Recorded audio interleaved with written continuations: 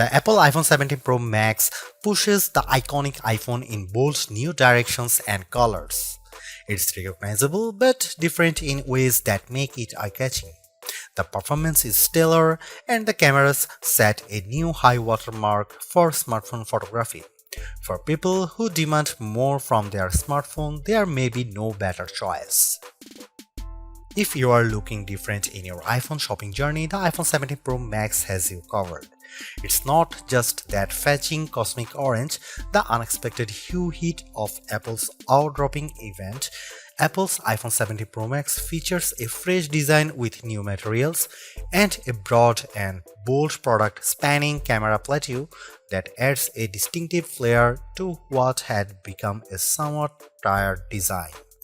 Inside, the changes are no less significant, from the powerful A19 Pro chip to the new vapor chamber supported heat management system, which enable enough performance to support every peak and valley of your experience.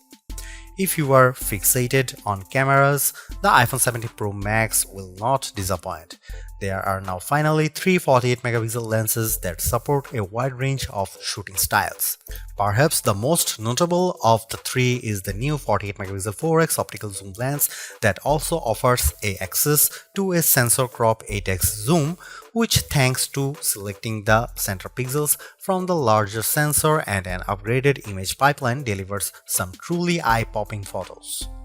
This is also an upgrade that makes a canny swap of titanium for aluminum a seeming downgrade, but one with some significant benefits, like the ability to apply that amazing new anodized orange finish and the ability to better distribute and dissipate heat. Finally, there's the price. It's the one thing you hope doesn't get an upgrade. And I am happy to report that Apple somehow held the line here. The iPhone 17 Pro Max still starts at $1,199 US. It's never been a cheap smartphone, but then this one is for the pros, and I think they will be very happy. I know I am. As for why you might buy the iPhone 17 Pro Max over the iPhone 17 Pro, that comes down to screen size, battery life potential, and the option to get up to 2 TB of storage. Otherwise, these iPhones are identical. The iPhone 17 Pro Max was announced at Apple's eye-dropping event on September 9. Pre-orders began on September 12, and the phone arrives in stores and starts shipping on September 19. The iPhone 17 Pro starts at $1,199 US for the model with 256GB of storage, with that price rising to $1,399 US for 512GB of storage, $1,599 US for 1TB storage, and $1,999 US for 2TB of storage. The later configuration represents the largest storage capacity of any iPhone ever. Apple is likely getting undue credit for not raising the price of the base model iPhone 17 Pro Max. Component prices and supply chain issues relating to the geopolitical stage are surely putting pressure on the company. Somehow, too, Apple has held the line, and the base iPhone 17 Pro Max still starts at $1,199 US for 256GB model. The only difference in pricing comes into play when you stretch to the phone's new upper tier of 2TB, which is only available with the Pro Max model. That sends the price up to almost $2,000 US. It boggles the mind that we now consider paying almost $2,000 for a pocket-sized device to be rational. On the other hand, this is a true pro-level smartphone that, based on my tastes, is probably ready for pro photography and videography tasks, and when you put it like that, it might seem like a bargain. I saw enough leaks in the run-up to the iPhone 17 line launch to have a pretty good idea of what was coming, and to be honest, I was preparing to hate the iPhone 17 Pro Max redesign and colors. Yet, here I am now, quite pleased with the giant plateau, and yes, loving cosmic orange. In many ways, the iPhone 17 Pro Max is still undoubtedly part of long lineage of iPhones before it. There are, though, just enough new touches here to add up to what I am comfortable calling a redesign. Starting with the back, there's the now nearly full-width plateau that's both a bold design touch but also a practical measure in that underneath there's now more space for upgraded components like refreshed tetraprism that supports a new, longer telephoto lens. Most previous iPhone bags featured just one material, usually metal or glass. The iPhone 17 Pro Max is a spiffy mix of the two, metal and glass, or rather a larger rectangular ceramic shield cutout with the rest a univity chassis literally carved out of aluminum.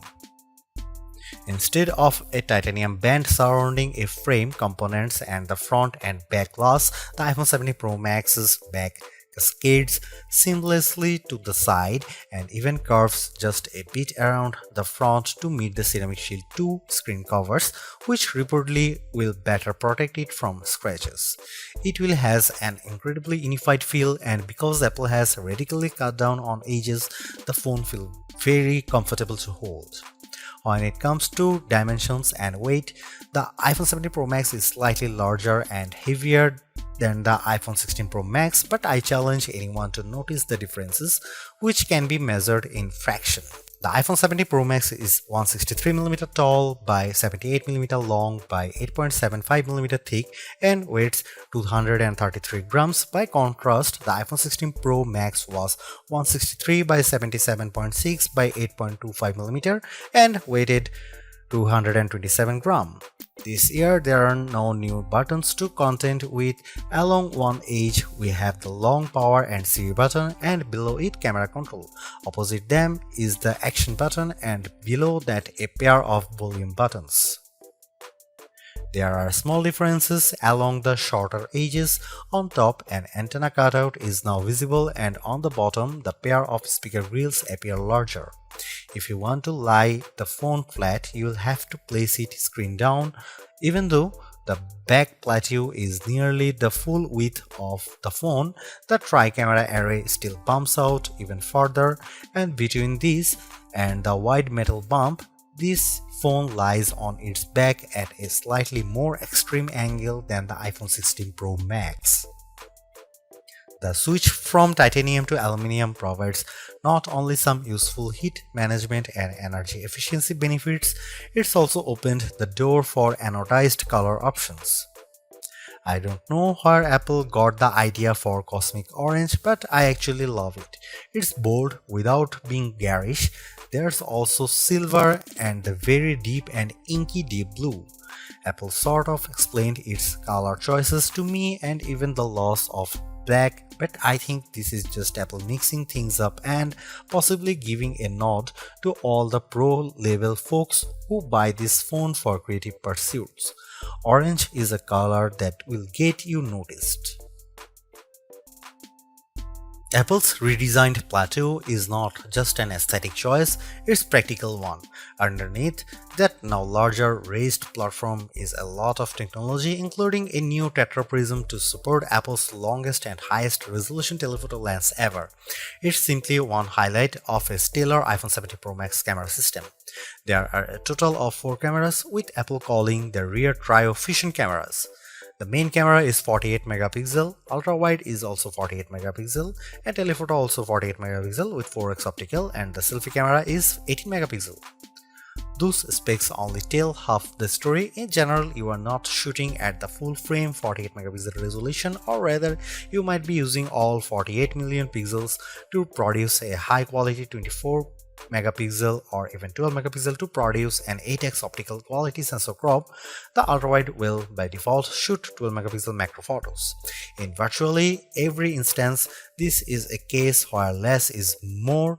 Apple uses all that pixel information and its remarkable image pipeline to deliver fantastic photos with true life colors and exquisite detail.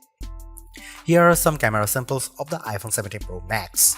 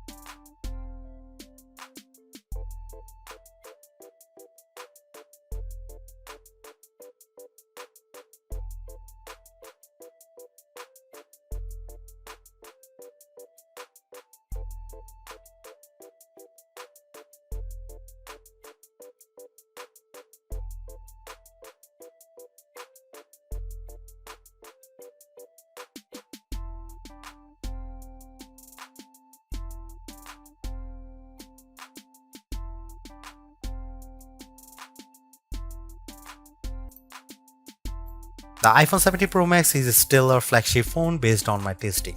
You get a more powerful zoom camera, better sustained performance, and the longest iPhone battery life ever, a head-turning design.